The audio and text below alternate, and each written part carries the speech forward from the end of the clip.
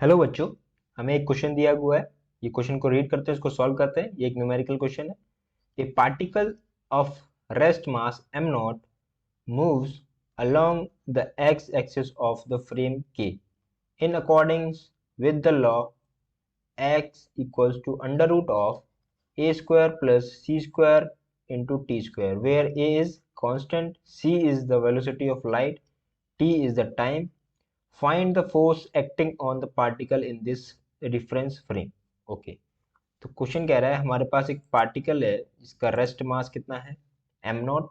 Okay, तो अगर कोई पार्टिकल एक्स एक्सिस डायरेक्शन में चल रहा है, ठीक है, जिसका ये कोई पार्टिकल है, मास एम नॉट है, ठीक है, तो इस साइड कोई फोर्स लग रहा होगा, तो वो फोर्स हमें फाइंड आउट करना है। तो according to second law of motion, second law of motion वो हमारे पास क्या होता है, न्यूटन का second law, force is equals to d p by d t. Right, यहाँ पर पी क्या होता है हमारे पास, मोमेंटम, और टी क्या होता है, टाइम। तो पी हमारे पास, where we can write, where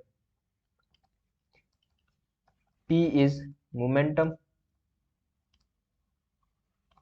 right, अब मोमेंटम हमें पता है, मोमेंटम किसके इक्वल होता है, मोमेंटम होता है mass into velocity. Right, okay, तो मास हमें कितना दिया हुआ है, मास दिया है एम नॉट विद रेफरेंस के। तो जो एम नॉट होता है वो मास के किसके इक्वल हो जाता है, am not divided by root of 1 by v square by c square. Okay, velocity, velocity निकालने के लिए क्या करेंगे, वेलोसिटी हमारे किसके इक्वल होता है, वेलोसिटी हमारे इक्वल होता है, velocity is equals to d x by d t. Right, तो यहाँ पर हमें x रेफरेंस दिया हुआ है, ये x, इसको हम t के साथ डिफ्रेंशिएट करेंगे, तो इसको t के साथ डिफ्रेंशिएट करेंगे, d of under root of a square plus c square into t square. इसको t के साथ डिफ्रेंशिएट करेंगे तो हमें वेलोसिटी पता चल जाएगी। इसको डिफ्रेंशिएट करेंगे तो क्या हो जाएगा, under root of 2 times of under root a square plus c square into t square. अब फिर इसके अंदर चेन रूल अप्लाई करेंगे तो ये a जो है वो क्या है, कांस्टेंट है, तो ये 0 हो जाएगा, प्लस सी स्क्वायर क्या है, स्पीड ऑफ लाइट, ये भी एक कांस्टेंट है, ठीक है, तो ये क्या रहेगा, और टी के साथ कर रहे हैं तो ये हो जाएगा 2t सी स्क्वायर।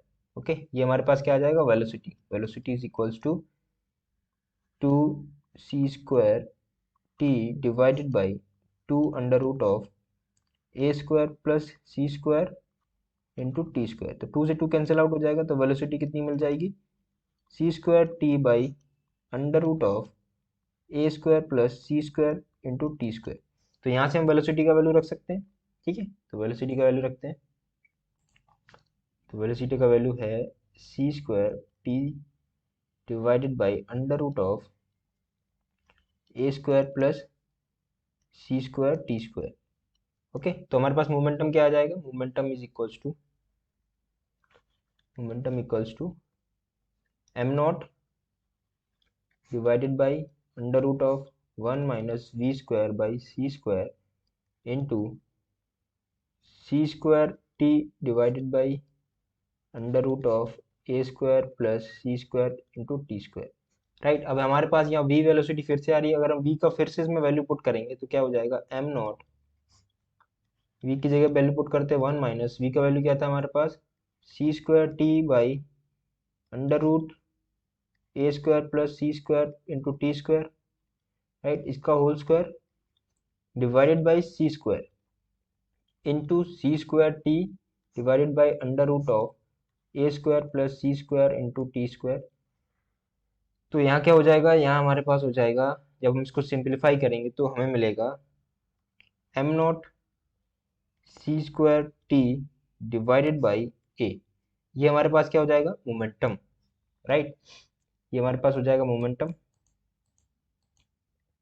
तो हमें फोर्स फाइंड आउट करना है। तो फोर्स हमारे पास क्या था, फोर्स इक्वल्स टू क्या था, force is equals to d p by d t. ठीक है, अब हमारे पास मोमेंटम कितना है, मोमेंटम है M naught c square t by a. इसको डिफ्रेंशिएट करेंगे विद रिस्पेक्ट टू टाइम तो हमें फोर्स पता चल जाएगा। तो इसको डिफ्रेंशिएट करेंगे तो क्या हो जाएगा, टी के साथ ये सारे टर्म्स क्या है, कांस्टेंट है, तो ये हो जाएगा m naught c square divided by a. तो हमारे पास फोर्स क्या हो जाएगा, force is equals to m naught c square by a. तो ये हमारे पास क्या हो जाएगा, जो फोर्स उस पर लग रहा होगा। ठीक है, so I hope you got the solution. Thank you.